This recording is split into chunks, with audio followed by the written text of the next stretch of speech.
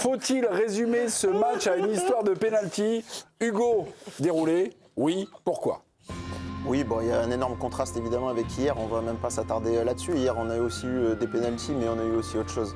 Là, il y a 2 pénaltys qui font le score, mais il y a aussi une action très litigieuse dont on va parler et qui fait que Arsenal peut-être n'a pas remporté ce match et pris un avantage sûrement décisif pour aller en finale. Il y avait probablement faute. Donc l'histoire de ce match tourne autour des pénaltys et d'un pénalty qui n'a pas été sifflé, puisqu'il n'y a pas eu d'autres grosses occasions à part ça. Olivier, il est encore temps de déclarer forfait? Vous insistez pas?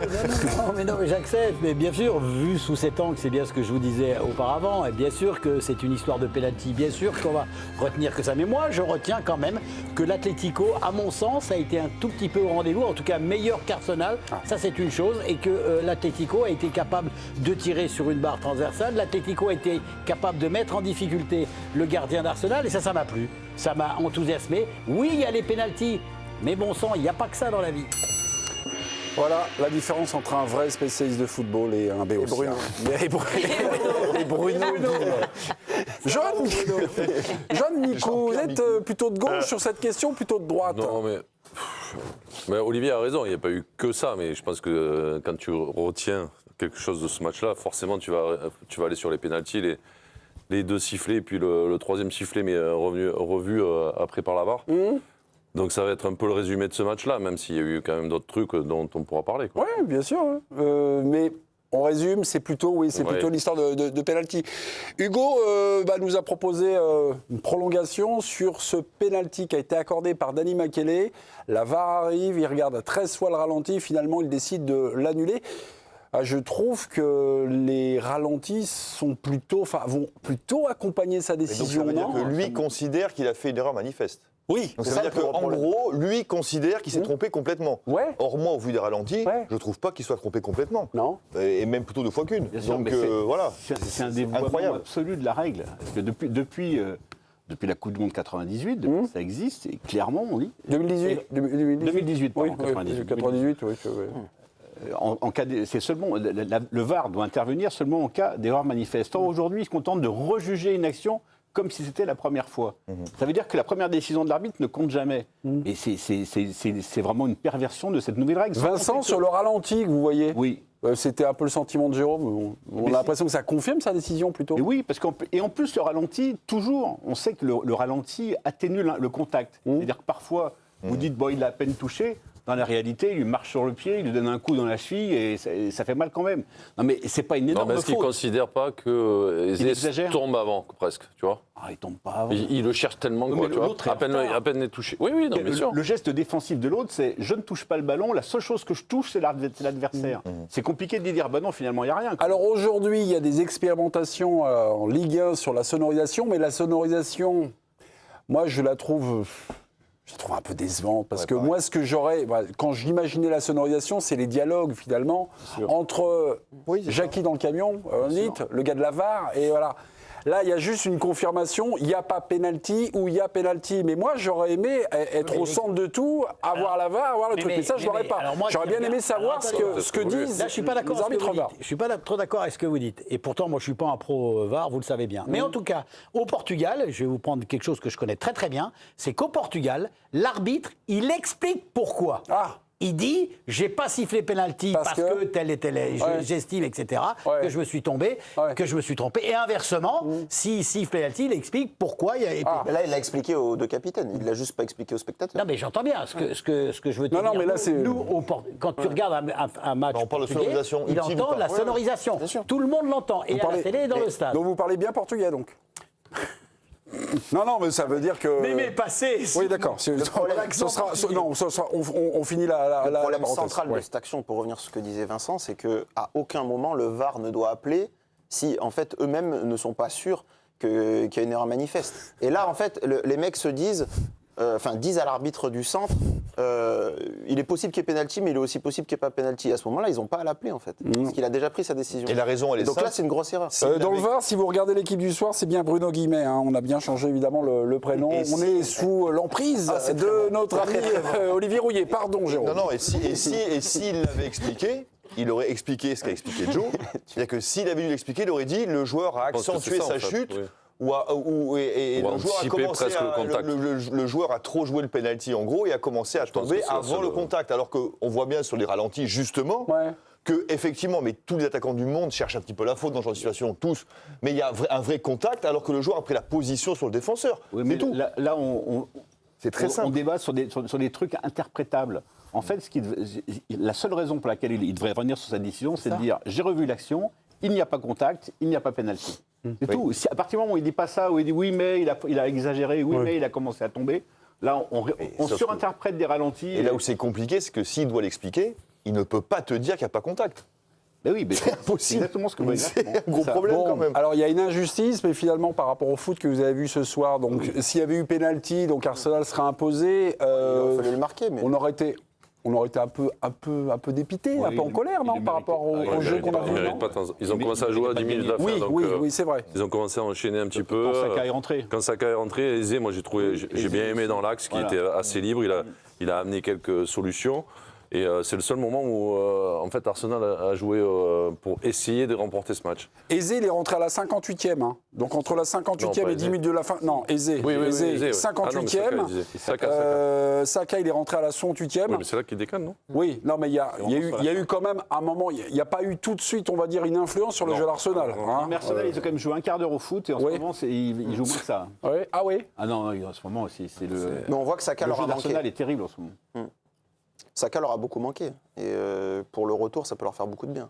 Ah oui, vous trouvez qu'il y a que ça?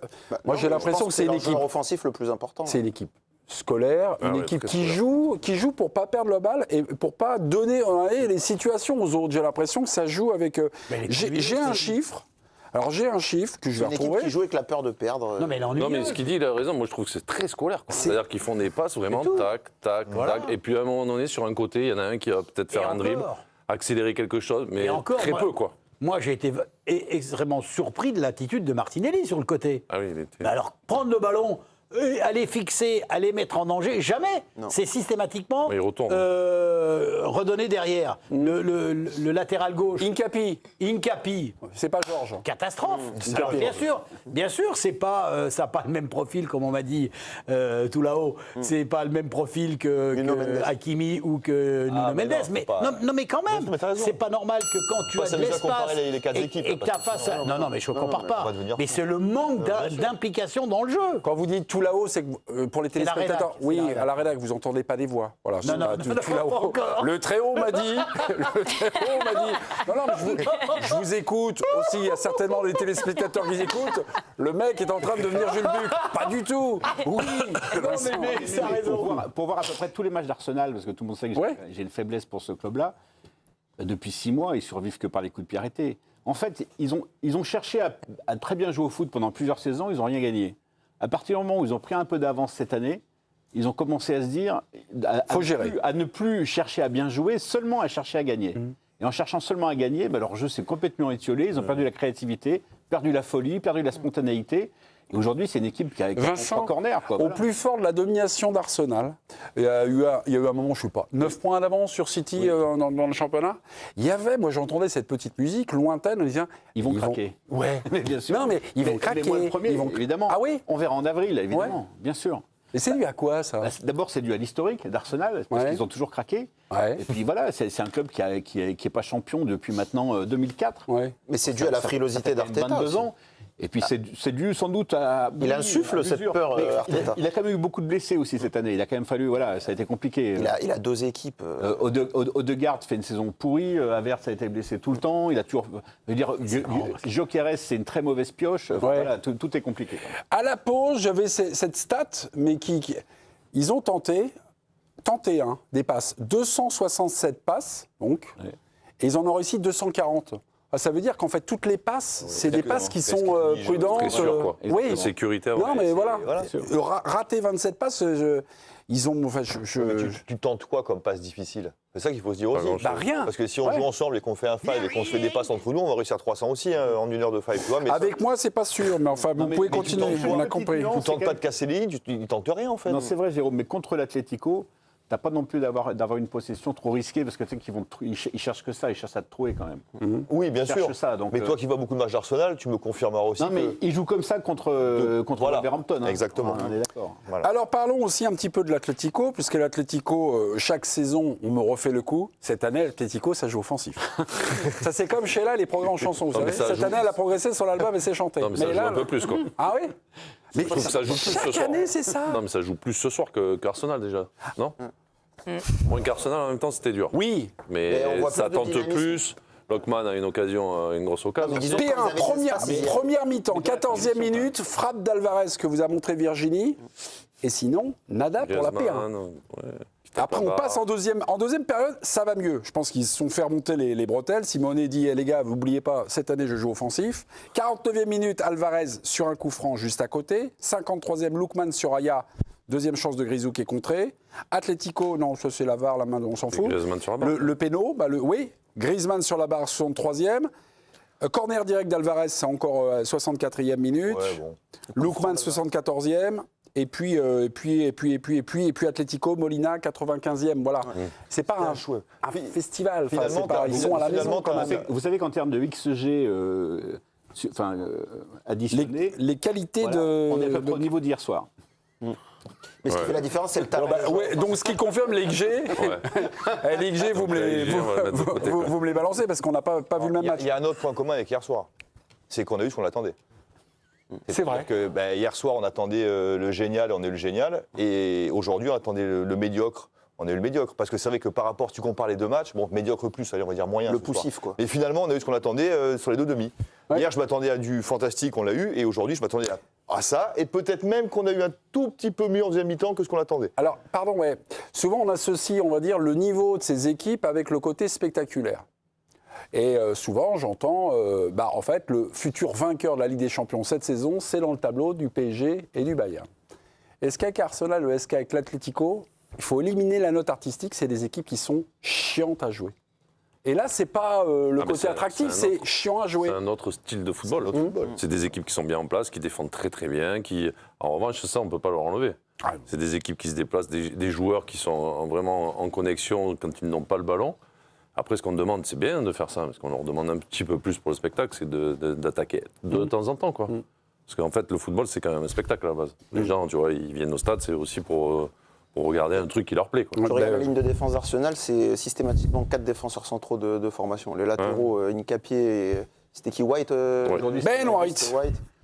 C'est avec des latéraux comme ça, tu peux pas jouer déjà comme les équipes qui ont joué hier. Grand match de Ben White. Non, mais alors ça, c'est quand même un problème d'éducation de ton équipe. Parce que bien sûr, tout d'un coup, on ne peut pas réinventer le jeu. Mais il veut pas.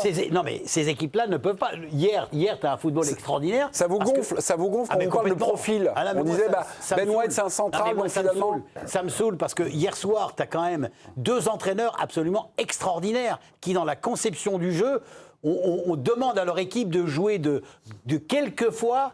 oublier même de défendre intelligemment, parce qu'ils sont toujours dans l'objectif. Le football allemand, c'est toujours comme ça. Tu vas toujours essayer de marquer plus de buts. Enrique a essayé de faire rentrer dans les têtes, et c'est bien parvenu maintenant, à son équipe de demander. Là, je pense, et vous l'avez dit, Arteta, tu l'as dit, Vincent, Arteta, tout d'un coup, il avait un petit peu de points d'avance. C'était limite. Ils assument le déséquilibre et le 1 contre 1. Ils ont commencé à avoir peur. Oui, mais c'est gravissime. Oui, mais je te trouve sévère, parce que heureusement... Mais pourquoi je suis sévère? C'est simplement parce que c'est lui qui leur met la trouille. Non, mais je parle au niveau de la philosophie, par rapport à l'Atlético. Heureusement que tout le monde ne joue pas au foot de la même manière. Mais pourquoi? Heureusement qu'il y a 2 manières de jouer au foot, ou 10 000 manières de jouer au foot. Ah non. Heureusement que quand on est moins bon que les autres, on a le droit de gagner des matchs en jouant autrement. Sauf qu'on a eu ce qu'on pensait avoir. Sauf qu'on part souvent du principe de dire, et on l'a vu hier soir, il faut marquer un but de plus que l'adversaire. 5-4 en demi-finale de Ligue des Champions. Vincent, Arsenal avec les moyens qu'ils ont, Arsenal les faire passer d'un petit pousset, ou à l'Atlético. Les deux équipes ce soir. Ouais, mais Vincent, les deux équipes ce soir, tu as quand même des joueurs de qualité et de talent, de très gros talent.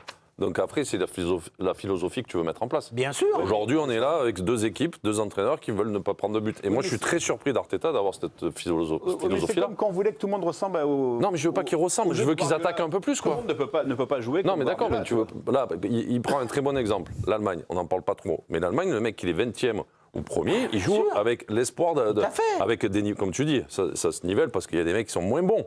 Mais là, on parle quand même d'équipes avec que des internationaux dans des grands pays, quoi. Donc moi, je suis désolé quand je vois je me fais pas plaisir en regardant ce match. Ah mais moi non plus. Voilà. Moi non plus. Et je suis déçu. Mais moi, je respecte infiniment ce que fait Simeone à l'Atlético. Mais je respecte les deux coachs. Je ne peux pas regarder ces matchs, donc je suis d'accord au niveau esthétique. Mais je dis juste, il a le droit de jouer comme ça. Et si jamais il gagne la Coupe d'Europe, je dirais bien sûr, mais Vincent, il a le droit. Déjà, et en plus, je suis sûr. À présenter mes excuses de vous avoir invité un soir d'Arsenal Atlético. Pardon. Non, mais après, moi, je suis sûr qu'il y aura une belle finale pour moi, parce que les deux équipes de l'autre côté vont jouer. L'une ou l'autre. C'est votre théorie, ça. Mais les deux autres, ils vont jouer avec leurs armes, c'est-à-dire un peu plus défendre.